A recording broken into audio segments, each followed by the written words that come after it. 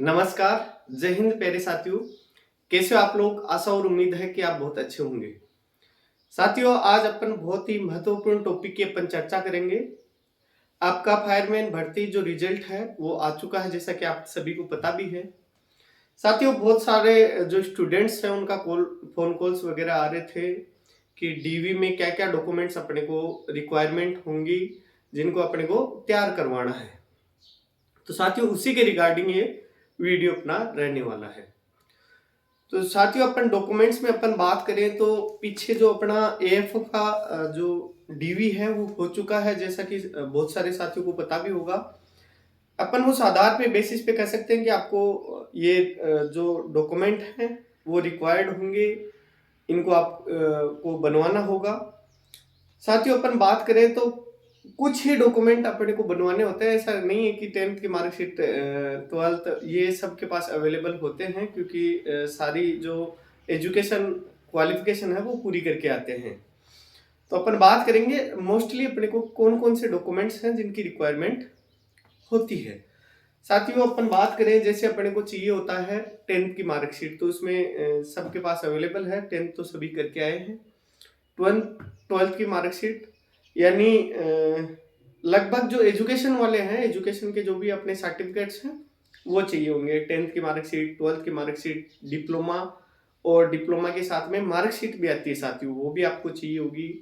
Then after अपन बात करें कि किसी का ग्रेजुएशन किया हुआ होता है, तो वो ग्रेजुएशन जिसका लगाया हुआ है फॉर्म में, वो ग्रेजुएशन उसको चाहिए। ग्रेजुएशन में साथियों फाइनल की मार्कशीट और उसकी डिग्री भी आती है। एक तो प्रोविजनल डिग्री आती है, एक जो अपनी फाइनल 2-3 साल बाद में डिग्री आती है।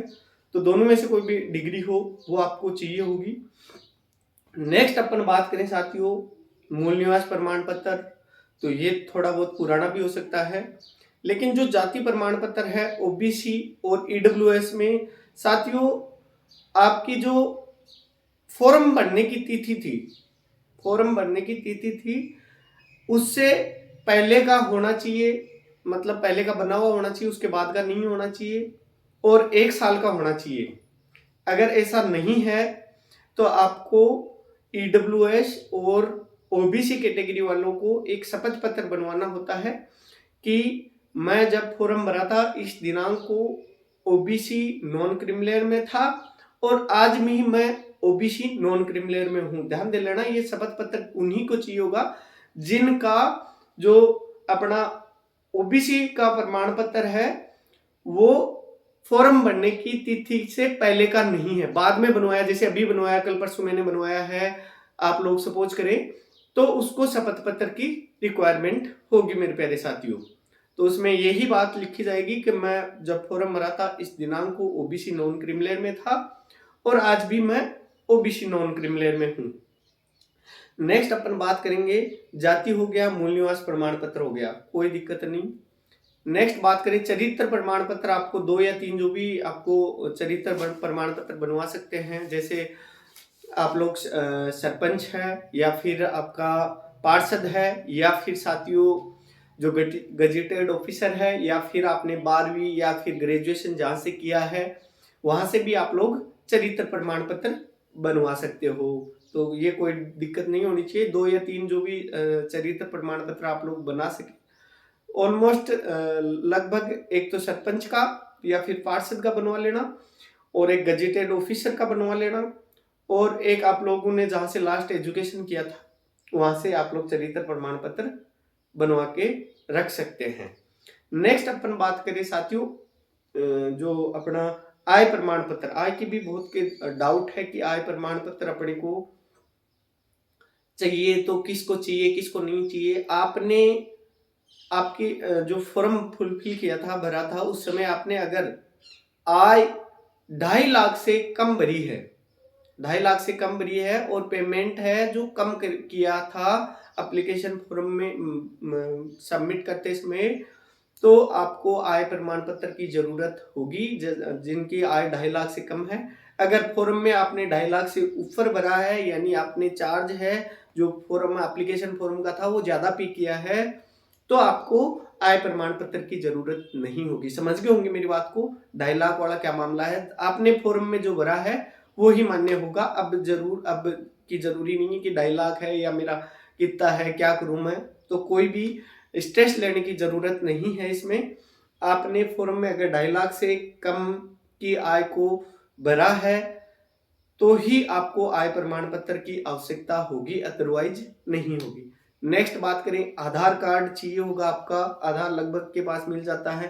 नेक्स्ट आप बात करें विवाह प्रमाण पत्र, जो मेरिड स्टूडेंट्स हैं उनको विवाह प्रमाण पत्र की भी जरूरत होगी।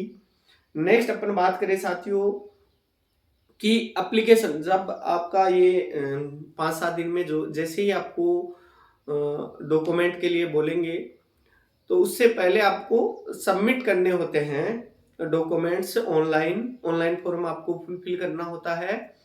तो उस समय एक एप्लीकेशन फॉर्म निकलता है, नहीं कि पहले वाला एप्लीकेशन फॉर्म जो आपने पहले भरा था वो नहीं, एक एप्लीकेशन फॉर्म निकलता है।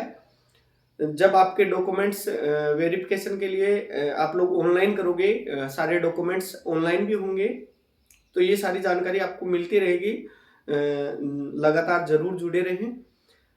एप्लीकेशन फॉर्म जो आपने भरा था वो नहीं चाहिए होगा। आप लोग डॉक्यूमेंट्स ऑनलाइन करोगे उस समय एक एप्लीकेशन फॉर्म निकलेगा, उस एप्लीकेशन फॉर्म के 2 प्रिंट आउट आपको चाहिए होंगे, और जो सारे डॉक्यूमेंट्स हैं साथियों उनके आपको 2 प्रिंट आउट चाहिए होंगे।